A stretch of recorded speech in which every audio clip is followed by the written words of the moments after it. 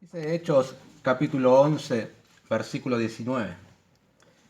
Ahora bien, los que habían sido esparcidos a causa de la persecución que hubo con motivo de Esteban, pasaron hasta Fenicia, Chipre y Antioquía, no hablando a nadie la palabra, sino solo a los judíos. Pero había entre ellos unos varones de Chipre y de Cirene, los cuales, cuando entraron en Antioquía, hablaron también a los griegos, anunciando el evangelio del Señor Jesús. Y la mano del Señor estaba con ellos, y gran número creyó y se convirtió al Señor. Llegó la noticia de estas cosas a oídos de la iglesia que estaba en Jerusalén, y enviaron a Bernabé que fuese hasta Antioquía.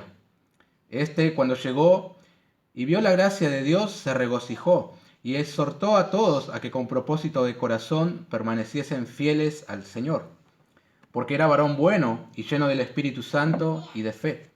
Y una gran multitud fue agregada al Señor. Después fue Bernabé a Tarso para buscar a Saulo, y hallándole le trajo a Antioquía. Y se congregaron allí todo un año con la iglesia, y enseñaron a mucha gente, y a los discípulos se les llamó cristianos por primera vez en Antioquía. En aquellos días, unos profetas descendieron de Jerusalén a Antioquía, y levantándose uno de ellos llamado Agabo, otras versiones tildan la Ágabo, vamos a decirle Agabo, daba a entender por el Espíritu que vendría una gran hambre en toda la tierra habitada, la cual sucedió en tiempo de Claudio. Entonces los discípulos, cada uno conforme a lo que tenía, determinaron enviar socorro a los hermanos que habitaban en Judea, lo cual en efecto hicieron, enviándolo a los ancianos por mano de Bernabé y de Saulo. Vamos a orar. Gracias, oh Dios, una vez más. Te buscamos en esta tarde, cantábamos recién aquellas palabras del profeta Isaías: buscad a Jehová mientras pueda ser hallado, llamadle en tanto está cercano. Hoy venimos a adorarte, también a invocarte, a buscar tu nombre, tu rostro, a buscar más de ti también, oh Dios. Gracias por el tiempo que pasamos cantando juntos como iglesia. Ahora abrimos la Escritura, porque tú nos vas a enseñar seguramente, así que queremos pedir como siempre que tu Espíritu Santo use la Escritura. Lo hacemos en el nombre de Jesús. Amén. ¿Pueden tomar asiento, hermanos?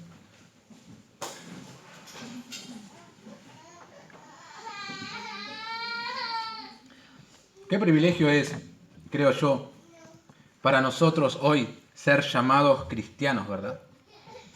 Cristianos, seguidores de Cristo, o personas que se identifican con Cristo, discípulos de Cristo, ¿por qué no? Sobre todo también siervos de Cristo, esclavos de Cristo también podríamos decir. Y no tenemos que tener vergüenza de que se nos llame así, porque es un privilegio que tenemos nosotros de ser conocidos como personas que siguen a Jesús o que de alguna manera con su vida representan, manifiestan quién es Jesús. Es un gozo, un privilegio para nosotros. Creo que lamentablemente hoy, a diferencia de los primeros días de la iglesia, tal vez a cualquiera se pueda llamar hoy cristiano, ¿verdad? Podemos mencionar a los que se identifican con el catolicismo, mormones, los adventistas, y aún la secta de los testigos de Jehová se hacen llamar o se identifican como cristianos. Pero también dentro de lo que están o lo que están en la fila de los evangélicos se hacen llamar cristianos. Ahora bien, el testimonio de sus vidas y su credo testifican que esa identidad no les corresponde. Digo a diferencia de los primeros días de la iglesia, porque en aquellos días como que no había margen para una fe superficial. O por testimonio o por credo, te conocían como cristiano o no. Era así, blanco o negro. Además, ser cristiano no era gratis en aquel momento. Tenía un costo demasiado alto. Podías ser desterrado de tu tierra o podías ser martirizado, como le ha sucedido a varios cristianos. Entonces, uno no andaba por la vida con ligereza diciendo que era cristiano. No era algo que uno se lo tomaba así. Ahora, ingresando a nuestra porción de hoy, en Hechos capítulo 11, digo que después del nacimiento de la iglesia, su desarrollo, el crecimiento explosivo que tuvo, también vinieron las persecuciones, ¿verdad?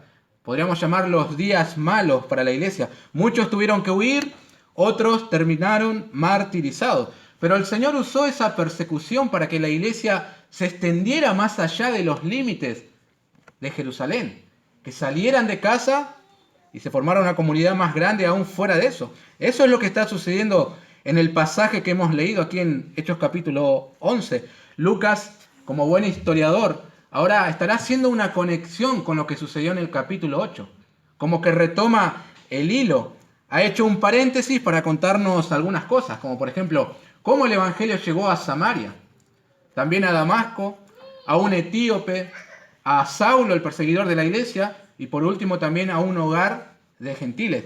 Pero ahora retoma la situación de esos creyentes del capítulo 8 que habían huido de su tierra y nos cuenta que por la predicación de algunos de ellos, la iglesia se extiende y se estará formando una nueva comunidad de cristianos fuera de Jerusalén, y el lugar es Antioquía, capital de Siria, una de las principales metrópolis antiguas, la tercera más grande detrás de Roma solamente y de Alejandría. Y será este el lugar en el cual por primera vez se llamará a los seguidores de Cristo cristianos, justamente, como un apodo despectivo, ¿verdad?, en aquel tiempo. Ahora, es un momento muy importante para la historia de la iglesia, porque si bien se ha predicado el evangelio a un hogar gentil, en cierta manera podemos decir que la barrera de separación se cayó, los prejuicios raciales también se cayeron, pero aún no se había dado el momento en el cual abiertamente los judíos iban a compartir el evangelio con los gentiles.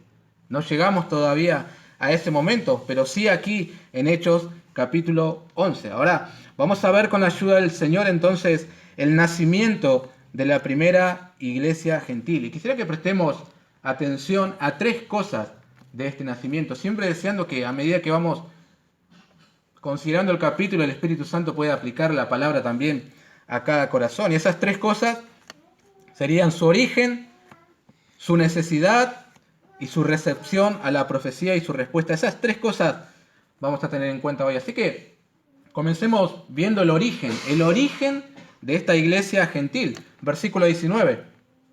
Ahora bien, los que habían sido esparcidos a causa de la persecución que hubo con motivo de Esteban, pasaron hasta Fenicia, Chipre y Antioquía, no hablando a nadie la palabra, sino solo a los judíos. Solamente hasta aquí. Qué manera tan particular, ¿verdad?, de poner los cimientos para una nueva obra. Vemos aquí que no hubo tiempo para nada aquí. No hubo tiempo para realizar una junta de misioneros y determinar qué se iba a hacer o proyectar el inicio de la nueva obra. No hubo tiempo para delegar estas responsabilidades a una persona para que él se hiciera cargo de la obra. No se pusieron a recoger ofrendas porque no pudieron para todos los gastos del ministerio. Nada de eso. La comunidad de nuevos cristianos que se estará por formar surge porque otros cristianos sufrieron la persecución. Fueron desterrados y en base a esa persecución se forma esta nueva iglesia. Ahora, gracias a Dios que en el versículo 20 hay un pero. Porque si fuera solamente por el versículo 19, no tendríamos iglesia de gentiles. Ahora, ¿qué es lo que sucede en este versículo 19? Parece ser que tenemos dos grupos de creyentes aquí, ¿verdad? Judíos nativos y judíos helenistas, es decir, de habla griega. Ambos huyeron de la persecución que había venido por causa de Saulo. Los judíos nativos solo se detuvieron a compartir el evangelio entre la comunidad judía que habitaban justamente en esos lugares donde ellos huyeron a causa de la persecución.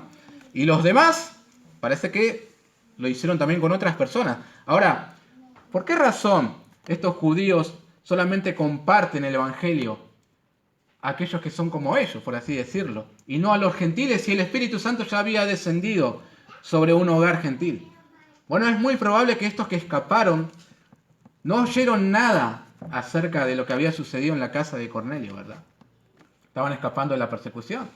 Nadie les comentó tampoco, las noticias no llegaron hasta ellos de que el Espíritu Santo había descendido a un hogar gentil. Y por lo tanto, ellos solamente comparten el Evangelio a los que son judíos nativos, ¿verdad?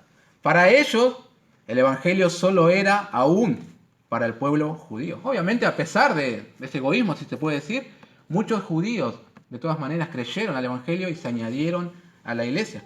Sin embargo, en los planes del Señor estaba alcanzar a la comunidad gentil. Por eso dice el versículo 20. Pero había entre ellos unos varones de Chipre y de Cirene, los cuales cuando entraron en Antioquía hablaron también a los griegos, anunciando el Evangelio del Señor Jesús. Aquí sí, queridos hermanos, no hay manifestación de ángeles, no hay éxtasis, no hay una visión, nada de eso. Nada que una a judíos con gentiles, solo el Evangelio. Aquí la iglesia se lanza a su misión universal. Y hay algo interesante en este versículo, ni siquiera sabemos los nombres de estos evangelistas. El Espíritu Santo se ha reservado eso. Solo sabemos que eran de Chipre y de Cirene, nada más. Pero lo importante es que ellos decidieron anunciar el Evangelio a los griegos, es decir, gentiles, así como nosotros. Obviamente, en base al mensaje, no tenían razones para presentar a Jesús como el Mesías, ¿verdad? ¿Por qué? Porque ellos son gentiles, no les interesa saber nada acerca del cumplimiento de la profecía. Por eso el mensaje que dan es el Evangelio del Señor Jesús. Las buenas noticias. En eso se centró esta gente, estos hermanos. Nada más. Ahora, una de las cosas interesantes aquí es que estos evangelistas permanecen en el anonimato. Hacen una gran obra, tremenda obra, histórica obra, y ni siquiera sabemos sus nombres. Nada. Ni siquiera habían sido encomendados para eso. No estaban siguiendo patrones que los apóstoles les establecieron. Solo aprovecharon la persecución para hablar de Jesús a otros. ¿Qué nos dice esto, hermano? Bueno, el poder no radica en ninguna institución en particular ni en ningún hombre específico, como se lo atribuye, por ejemplo, la Santa Iglesia Católica. La única institución autorizada, dicen, y el único hombre autorizado, el Papa. No vemos eso aquí. El poder está en el Evangelio, en el Señor que nos encomendó anunciarlo. Por eso es que leemos en la primera parte del versículo 21, y la mano del Señor estaba con ellos. Esto es lo que hace la diferencia. Aquí descansa el éxito en la evangelización de este grupo. Esto es lo que produce vida espiritual en los que la escuchan y que la iglesia siga creciendo y expandiéndose. La mano del Señor. Eso marcó la diferencia aquí. No tanto las estrategias de evangelismo que se utilicen, de hecho, aquí no hay nada de eso, ¿verdad? No tanto la jugosa financiación que pueda haber, aquí hay cero recursos. No tanto la elocuencia de los evangelistas, si ni siquiera sabemos sus nombres, nada, sino la mano del Señor detrás del anuncio de las buenas noticias. Solamente eso. En cierta manera, es lo que el Señor prometió en Mateo 28, ¿no? Vayan, prediquen el Evangelio, bauticen, hagan discípulos, enséñenles que guarden estas cosas y yo estaré con vosotros todos los días hasta el fin del mundo. Esa es la mano del Señor, es como decir, el poder del Señor, la presencia del Señor detrás de estos hombres que se encargaron de compartir el Evangelio con otros. Nosotros podemos decir, ¿no?, afirmar, mejor dicho, que el ministerio de Juan el Bautista fue un ministerio exitoso, ¿no? Yo creo que sí. Él reconoció a Jesús como el Cordero de Dios, el pueblo lo reconocía a él como un verdadero profeta, él bautizó a mucha gente, pero sobre todo guió a sus discípulos para que siguieran a Jesús. Y a lo último de su ministerio, él se quedó sin seguidores. Tuvo un ministerio exitoso. ¿Y por qué esto? Porque Lucas 1:66 dice que la mano del Señor estaba con él. Por eso. Por eso es que tuvo un ministerio fructífero desde el punto de vista divino, no humano. Y aplicando esto a nosotros, eso es lo que tiene que darte confianza para hablar de Jesús a otro. La promesa de que la mano del Señor estará contigo respaldando ese mensaje que anuncias. No por tu elocuencia al presentar el Evangelio, sino porque el Señor prometió que iría con nosotros cuando hiciéramos eso.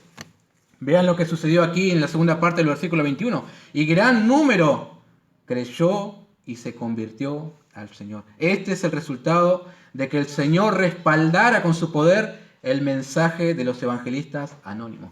Creyeron y se convirtieron. Obviamente, hermanos, los resultados no son patrones para todos los tiempos, ¿no? No estoy tratando de ser pragmático, de que si usted predica o falla en el anuncio y si nadie se convierte, entonces, bueno, usted ha fallado. Obviamente no es lo que quiere decir el texto, pero si usted es fiel a compartir el Evangelio, la mano del Señor estará allí para respaldarte. Ahora, ¿por qué es importante esta conexión que encontramos en el versículo en cuanto a los resultados? Dice que la gente creyó, pero agrega algo más. También se convirtieron. al Señor. En el Evangelio de Juan, nosotros estamos viendo los jueves que mucha gente manifestó creer en Jesús. Luego dejaron de seguirle. ¿Por qué razón? Porque no se convirtieron. No experimentaron una verdadera conversión. Por eso. Entonces, una deducción lógica. ¿Es una posibilidad manifestar creer en Jesús sin experimentar una verdadera conversión? Alguien dijo, creer es algo inseparable del arrepentimiento que se manifiesta en una vida cambiada. Si dices creer, pero no hubo arrepentimiento, no hubo una verdadera conversión, un cambio rotundo de vida, es una falsa fe, una falsa conversión. Pablo, escribiendo a los tesalonicenses, dice de estos que se convirtieron de los ídolos a Dios para servir al Dios vivo y verdadero. Es decir, iban por un camino de idolatría, se dieron la vuelta y fueron por otro camino de adoración a Dios. Eso es una conversión. Por eso Pablo dice que esto se convirtió. Un cambio rotundo de vida. Es volverse de algo hacia algo. Y eso es lo que experimentaron los gentiles de Antioquía cuando creyeron y oyeron el mensaje del Evangelio. O oyeron y creyeron, mejor dicho. Ahora, ese es el problema tal vez más grande, considero yo, que tienen las iglesias evangélicas de hoy. Personas que manifiestan creer en Jesús, pero que no se han convertido. Ahora, ¿y cómo sabes eso? Algunos creen un tiempo y luego se apartan. Otros perseveran un poco más, pero sus vidas no han cambiado nada. En otros buscas frutos dignos de arrepentimiento y no lo encuentras. Jesús dijo que al árbol se lo conoce por su fruto. Es lo que Juan el Bautista buscaba en aquellas personas que manifestaban, que decían que se arrepentían, venían a su bautismo y le decían, no, hagan fruto digno de arrepentimiento. A veces uno trata de engañarse a sí mismo. No, son etapas. Ya las cosas van a cambiar. Dale tiempo al muchacho. La realidad es que no han experimentado una verdadera conversión. Creen solamente de manera intelectual, pero sus vidas de pecado no han cambiado. Solo hacen algunas modificaciones, algunos ajustes, nada más. No hay conversión. No lo hay. Pero fíjense que la iglesia que se está estableciendo aquí tiene como base eso. Creyeron al mensaje y se convirtieron. Hubo un cambio en sus vidas. Este es el origen de una iglesia. Aquí tiene sus fundamentos en la proclamación del Evangelio. La mano del Señor respaldando eso. Gente que escucha, cree y se vuelve de sus malos caminos. Se convierten al Señor. Una buena iglesia con una buena base, la cual permitía que se pueda seguir edificando arriba. Ahora, si no hay una conversión, todo lo que hagan después es vano. No sirve. Ahora bien, como toda iglesia que está en sus inicios, esta también tiene sus necesidades. Sobre todo necesidades espirituales, que tienen que ser suplidas por hombres con dones específicos y con el carácter adecuado. Así que ahora veamos en segundo lugar la necesidad de la iglesia gentil. Hemos visto su origen, veamos la necesidad de la iglesia gentil, versículo 22. Llegó la noticia de estas cosas a oído de la iglesia que estaba en Jerusalén y enviaron a Bernabé que fuese hasta Antioquía. Cuando llegó y vio la gracia de Dios, se regocijó y exhortó a todos a que con propósito de corazón permaneciesen fieles al Señor, porque era varón bueno y lleno del Espíritu Santo y de fe, y una gran multitud fue agregada al Señor. Están bien separados aquí en nuestra Reina Valera los distintos puntos, los puntos apartes, ¿verdad? Ahora, entrando a esta sección, ¿por qué la iglesia de Jerusalén elige a este hombre, Bernabé, para que fuera a inspeccionar esta nueva obra? ¿Por qué no eligieron a Pedro y a Juan como lo hicieron para que fueran ellos a Samaria? ¿Recuerdan? ¿Alguna razón tiene que haber para esto? Bueno, primeramente porque Bernabé era de Chipre, es decir, judío helenista. ¿Quién mejor que uno de ellos para consolidar a la nueva iglesia, verdad? Era una persona adecuada. Y segundo, porque la iglesia no necesitaba tal vez la rigidez de Pedro, sino el carácter consolador que tenía Bernabé. Era la persona adecuada. Ahora, él fue, ¿y qué fue lo que vio Bernabé cuando llegó? El versículo 23 dice que vio la gracia de Dios. ¿Cómo se ve la gracia de Dios? Es algo abstracto esto. Es decir, él vio gente cambiada. Gente que antes era pagana, promiscua, libertina, amadores de sí mismos, seguidores de filosofías y huecas sutilezas, ahora completamente cambiadas con una vida nueva, con nuevos intereses, que disfrutaban de la comunión con otros creyentes, que amaban a Jesús, que amaban a la iglesia, que esperaban el retorno del Señor Jesús. Y Bernabé dijo, oh, esto no es más que la gracia de Dios derramada en este lugar. Esto no es algo que se ganaron o que merecían, sino el favor de Dios para gente que merecía lo contrario. Esa es la gracia de Dios. La gracia de Dios no se puede ver, pero sí sus efectos en las vidas cambiadas. Con eso se encontró este hombre. Entonces se regocijó de lo que vio en Antioquía. Y también dice el verso 23, exhortó a todos a que con propósito de corazón permaneciesen fieles al Señor. Esta es una de las necesidades que tiene esta iglesia gentil. Mencioné que ese es nuestro segundo punto. ¿Cuál es su necesidad? Que hombres buenos, llenos del Espíritu Santo y de fe, la exhorten. Es decir, la animen a que con firmeza permanezcan fieles al Señor. Piensen conmigo, hermanos.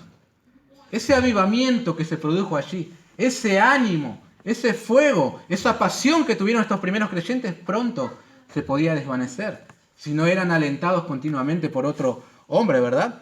Necesitaban los dones de Bernabé, alguien que te anima a seguir adelante, alguien que te recuerda tus responsabilidades, alguien que te recuerda quién es tu Señor y que por tanto le debes fidelidad. Recuerden, hermanos, que esta iglesia se está fundando en una ciudad pagana, idólatra, abocada a los pecados sexuales también. Era necesario el constante ánimo para no decaer. Entonces allí tenías a este hombre, a el hijo de consolación, a Bernabé diciéndole a los hermanos, hermano, tienes que seguir adelante, fiel al Señor. Hermana, considera lo que Cristo hizo por ti en la cruz, sigue fiel. Hermanos, sigan buscando la gloria de Dios en todo, no se desanimen. Y así alentaba a la congregación. Qué interesante el ministerio de consolar a otras personas, de animar a otras personas, ¿no? Ese era el ministerio que desarrollaba este hombre en la iglesia.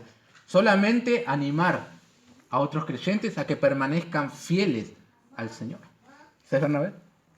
Qué necesario para la iglesia. Ahora, ¿por qué hizo esto Bernabé? ¿Porque era un engreído y se creía más espiritual que otro? No, versículo 24. Porque era varón bueno y lleno del Espíritu Santo y de fe. ¿No te dice algo esto? Ser bueno, lleno del Espíritu Santo y de fe, no es caerse para atrás o hablar en un idioma que nadie pueda entender o mostrarte como un ser superior, súper espiritual que otros, ¿no?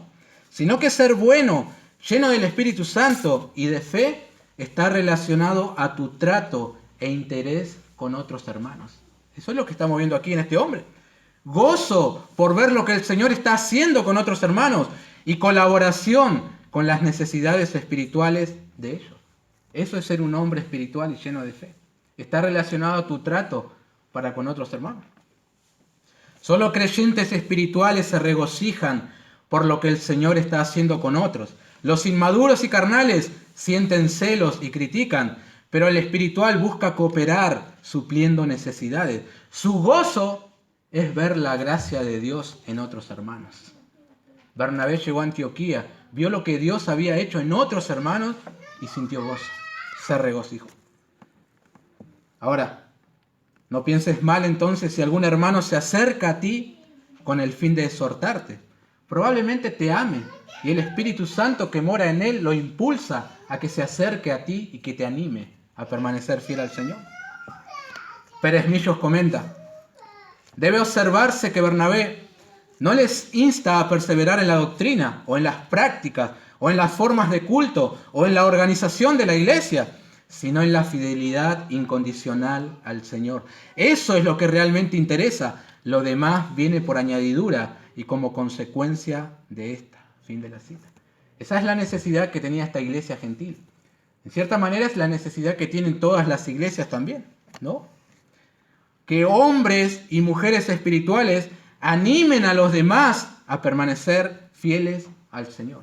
¿Y cómo se logra eso? ¿Cómo puedo lograr yo en la práctica animar a otros hermanos a que permanezcan fieles al Señor?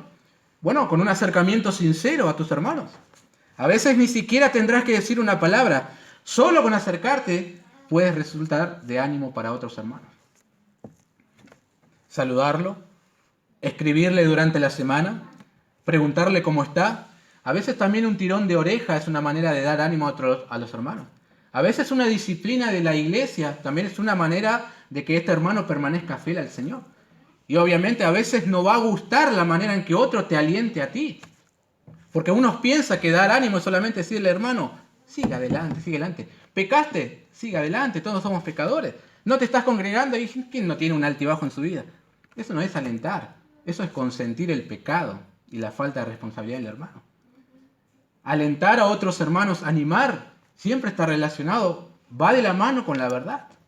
Nunca engañarse, eso es dar ánimo. Ahora, qué bendición para esta iglesia en formación haber contado con la presencia de Bernabé, ¿verdad? Una iglesia de bebés espirituales necesitan crecer. Este hombre tiene los dones adecuados. Puede consolar, puede animar, puede dar una palabra de aliento a otros hermanos, a ayudarle a que permanezcan fiel al Señor. Ahora bien, esta iglesia también tiene otra necesidad. Al final del versículo 24 leemos, y una gran multitud fue agregada al Señor. Es decir, no solo que es demasiado trabajo para un hombre solo, ¿verdad? No puede hacerlo todo solo, sino que la iglesia no crece solamente recibiendo aliento constante, necesita también la solidez de la palabra del Señor. Una iglesia no va a crecer si todo el tiempo un hermano le está diciendo sigue adelante, permanece fiel. Llega un momento que queda ahí en estatura. Entonces Bernabé piensa, no tengo todos los dones, esta iglesia en formación necesita algo más sólido, necesita a alguien que le enseñe con claridad y firmeza, necesita a alguien idóneo para la enseñanza y la defensa de la fe. Necesito ayuda en el ministerio. ¿Quién puede ser la persona más indicada para colaborar conmigo? Versículo 25. Después fue Bernabé a Tarso para buscar a Saulo y hallándole le trajo a Antioquía. Sin duda alguna que Saulo era la persona idónea, ¿no? Que necesitaba esta iglesia. ¿Por qué? Su conocimiento de las Escrituras, su sabiduría, su valentía, su experiencia con el Señor serían de gran ayuda para esta iglesia naciente. Nosotros debemos recordar que Saulo había escapado a su ciudad natal, a Tarso, justamente porque los griegos querían matarle en el capítulo 9, y permaneció muchos años en el anonimato. Del capítulo 8 hasta el capítulo 11 han pasado varios años. Y ahora Bernabé lo va a buscar para que colabore en este nuevo ministerio. Y parece ser que aceptó de buena gana la invitación. Primera parte del versículo 26. Y se congregaron allí todo un año con la iglesia y enseñaron a mucha gente. Esa es la necesidad más grande y urgente que tenía esta iglesia en formación en Antioquía. Que un hombre idóneo le enseñe la palabra de Dios. Eso necesitaban ellos. En el capítulo 6 nosotros hemos visto que en la iglesia surgió cierto problema. Había algunos hermanos que estaban murmurando de otros porque no les llegaba suficiente alimento a sus viudas. Los apóstoles, ¿qué dijeron? No es justo, no es lo adecuado, no es necesario que nosotros dejemos la palabra de Dios para atender a las mesas. Es decir, estaban marcando la prioridad en el ministerio para que la iglesia también lo supiera. Entonces, en todos los periodos de la iglesia, y aún hoy, el periodo que la iglesia atraviesa, la necesidad más grande que tiene siempre es que sus miembros sean enseñados en las Escrituras. Pensaba mientras se va acercando el 31 de octubre, qué importante y cuántos beneficios nos trajo la Reforma Protestante. Tal vez el más grande, traer la Biblia a la gente común, al pueblo, para que ellos sean enseñados y no dependan de otros. Necesitaban de la enseñanza. Entonces, ¿cómo fue suplida esta necesidad de la iglesia? Simplemente se congregaron durante un año y les enseñaron la palabra de Dios. No hay nada supersticioso aquí, nada. Solo llevar una vida de iglesia y oír la enseñanza de la palabra de Dios. Así crecieron en la fe y sus vidas fueron transformándose a la imagen de Cristo. La persona de Jesús fue envolviendo la vida de estos hombres. ¡Qué increíble! Fíjense que aquí no se habla nada de milagros ni de experiencias sobrenaturales. Solamente había enseñanza bíblica. Entonces, la segunda parte del verso 26 dice, y a los discípulos se les llamó cristianos por primera vez en Antioquía. ¿Qué registro histórico tan importante es este? Que a los creyentes se les llame así, cristianos. Debido a que estos creyentes solo hablaban de Cristo, seguían a Cristo, vivían a Cristo, respiraban Cristo por doquier. Tal vez en un tono de burla alguien dijo, ¿cómo vamos a llamar a estos muchachos? Cristianos, seguidores de Cristo. Así como había cesarianos, herodianos, que sean cristianos, seguidores de Cristo. En aquel momento veían a estos antioquenos conducirse y dijeron, lo mejor que le podemos llamar, lo mejor que le podemos decir es cristianos. Si están todo el día hablando de Cristo, con sus vidas están representando a Cristo, les sienta bien decirle cristiano. Digo también que es un registro histórico importante, porque parece ser que desde aquí el cristianismo dejó de identificarse como una rama del judaísmo. A partir de ahora somos cristianos, no más judíos. Gracias a Dios, las necesidades de esta iglesia en formación fueron suplidas por los dones de Bernabé y Pablo. Si tal vez alguien te pregunta, o vos mismo te preguntás, ¿qué puedo hacer para parecerme más a Cristo? Quiero identificarme con Él, quiero que mi vida sea transformada a su imagen, que todos sepan que pertenezco a Él, quiero crecer, tengo esta necesidad. ¿Qué hago? Bueno, haga lo mismo que leemos aquí.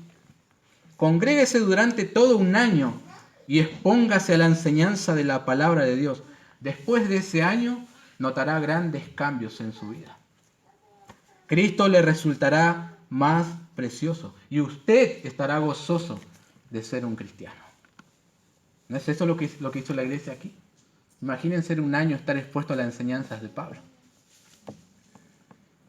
Ahora, ¿qué nos queda ver del nacimiento de esta iglesia gentil? En tercer lugar, su recepción a la profecía y su respuesta. Vimos su origen, las necesidades de la iglesia que la iglesia tenía, ahora su recepción a la profecía. Versículo 27.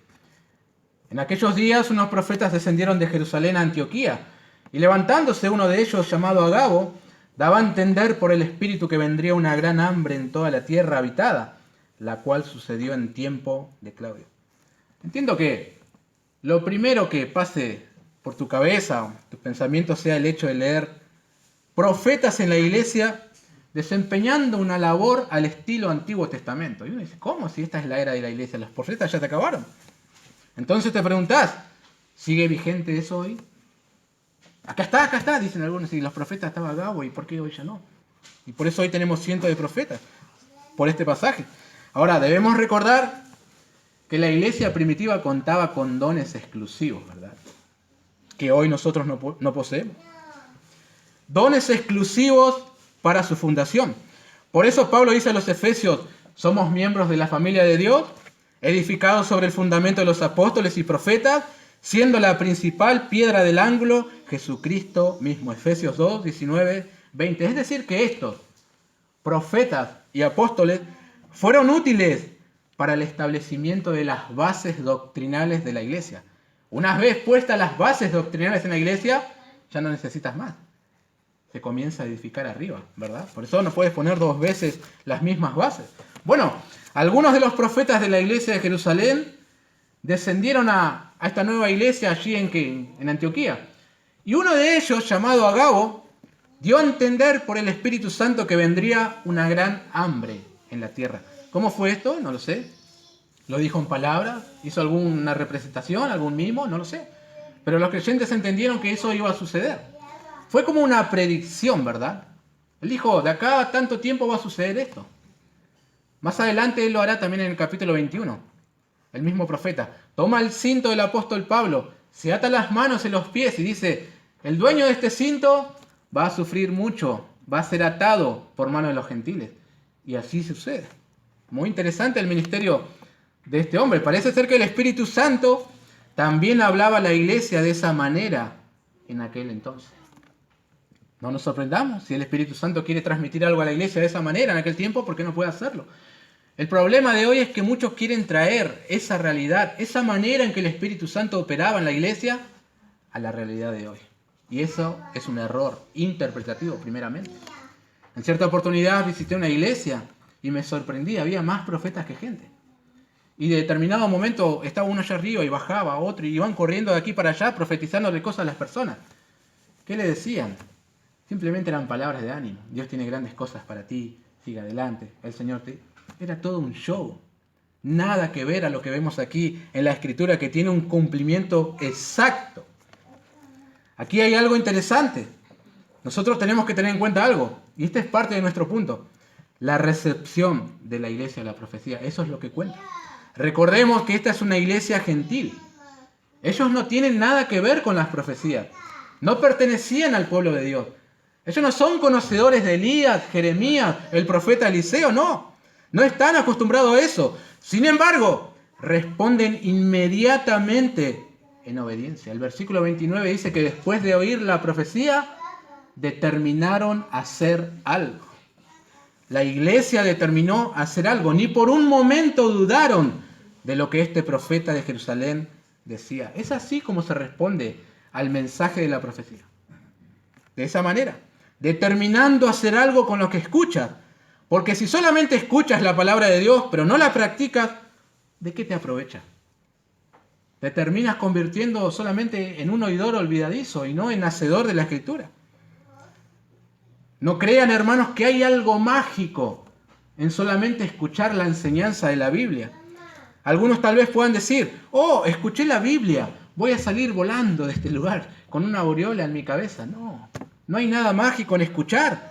Apocalipsis 1:3 dice que el que lee y escucha las profecías es bienaventurado. Pero agrega algo más. Y guardan las cosas en ellas escritas. Jesús también dijo algo. Comparó a una persona que escucha su palabra y las hace, como un hombre prudente que edifica sobre la roca. Pero el que escucha sus palabras y no las hace, él lo comparó con un insensato. Como quien edifica su casa sobre la arena. Luego se termina destruyendo todo. A lo que escuchas le tiene que acompañar una disposición a la obediencia. ¿Qué hago con lo que escuché? ¿Cómo respondo a esto? ¿Cómo lo aplico a mi vida al salir de ese lugar? De esa manera la palabra da fruto. Y eso es lo que hicieron aquí estos hermanos de la iglesia en Antioquía. La profecía de Agabo anunciaba hambre en toda la tierra abandonada, la tierra habitada, perdón. Los historiadores cuentan, uno de ellos, el muy reconocido Flavio Josefo, que hubo una hambruna en toda la tierra de Israel en el año 45-46, coincidiendo con el periodo que había profetizado Agabo, el cual vino en los días de este rey llamado Claudio. Ahora, a nosotros nos interesa cuál fue la respuesta de la iglesia ante esta profecía. Versículo 29. Entonces los discípulos, cada uno conforme a lo que tenía, determinaron, esa es una palabra importante, determinaron enviar socorro a los hermanos que habitaban en Jerusalén, lo cual en efecto hicieron, enviándolo a los ancianos por mano de Bernabé y de Saulo. Entonces, la profecía de Agabo no solamente fue una predicción a la aventura, sino que fue como un mensaje de parte de Dios, el cual la iglesia tenía que responder. Los oyentes tenían que dar una respuesta a lo que escucharon. Y aquí está la respuesta de la iglesia. Determinaron hacer algo con la profecía. Aquí ya podemos ver que hay comunión entre judíos y gentiles. La iglesia judía de Jerusalén bendijo a la iglesia gentil de Antioquía con bendiciones espirituales. Y estos respondieron con bendiciones materiales. Comunión entre ambos, ¿verdad? La iglesia gentil, conforme a lo que tenía, envió el dinero para los hermanos que sufrirían esa gran hambre que vendría en la tierra. ¿No creen que la generosidad de estos hermanos estaba marcada por una vida controlada por el Espíritu Santo? Son judíos, nosotros somos gentiles, colaboramos para el bien de ellos igual. Si ellos nos dieron algo espiritual, dice Pablo a los Corintios, ¿cómo nosotros nos vamos a dar algo material? Querido. Ahora, qué fruto tan maravilloso es cuando los creyentes responden a lo que oyen de la palabra de Dios. Hoy tienes el privilegio de oír, pero también la responsabilidad de hacer algo con lo que oyes. Si no, no hay fruto. No hay provecho de haber escuchado. ¿Cuántas cosas tenemos para considerar, imitar de esta iglesia gentil en Antioquía? Más adelante veremos que es una iglesia en la cual tenían varios profetas. No solamente estaba este, había otros entre medio de ellos. Una iglesia que fue ministrada, pastoreada por el apóstol Pablo. Y de esta iglesia, el Espíritu Santo llama a Pablo y a Bernabé para las misiones. Muy interesante esta iglesia en Antioquía. Ahora, déjenme hacer algunas observaciones y aplicaciones y terminamos. Vale la pena destacar en primer lugar a nuestro Dios, a su forma de obrar, cómo transforma horas amargas a realidades espirituales preciosas. Esta iglesia gentil surge de una hora amarga para la iglesia de Jerusalén. Así se da el origen de esta iglesia. La persecución vino, los miembros fueron dispersos, tuvieron que abandonar sus casas, una verdadera tragedia para nosotros, pero no para el Señor, quien había planeado levantar a una iglesia que luego sería cuna de uno de los misioneros más grandes que la iglesia tuvo, el apóstol Pablo. Entonces, a veces pueden suceder ciertas cosas que parecen sacudir a la iglesia del Señor. Se tambalean los cimientos, pero el Señor siempre está llevando adelante sus propósitos. Él dijo que las puertas del Hades no prevalecerían contra su iglesia. Otra observación. Para el crecimiento de una iglesia o de un miembro en particular, no hay atajos. El camino es igual para todos. Esta iglesia se estaba formando, tenía sus necesidades y estas fueron suplidas básicamente con los medios de gracias que Dios concedió a su iglesia. Congregarse para ser enseñados, para recibir ánimo y alimentación mutua, para exhortarse y desafiarse a permanecer fieles al Señor. Entonces, si una iglesia quiere crecer, o si un creyente en particular desea crecer en el Señor, no puedes ignorar esto. No hay diferentes caminos para la madurez. Hay uno, y es diseño divino que sea así, a través de la congregación. Crecer fuera de la iglesia, imposible. No solo tienes que asistir a una, tienes que ser parte de la iglesia. Una última observación. El rol principal de un profeta no era predecir el futuro. Muchos están engañados con eso. ¿Qué hace un profeta? Tiene que decirte algo que va a acontecer en el futuro. Ese no es el rol principal del profeta. El rol principal de un profeta era anunciar el mensaje de Dios. Solamente eso. Hoy se sigue profetizando en la iglesia del Señor cuando se expone las Escrituras. El asunto es cómo vamos a responder a la profecía. Tenemos varias opciones. Indiferencia, postergación, más adelante voy a hacer caso a la palabra. Oídos sordos, también. O tal vez como la iglesia gentil de Antioquía, con obediencia, dando fruto al Señor. Así se responde a la profecía. Nada más, queridos hermanos.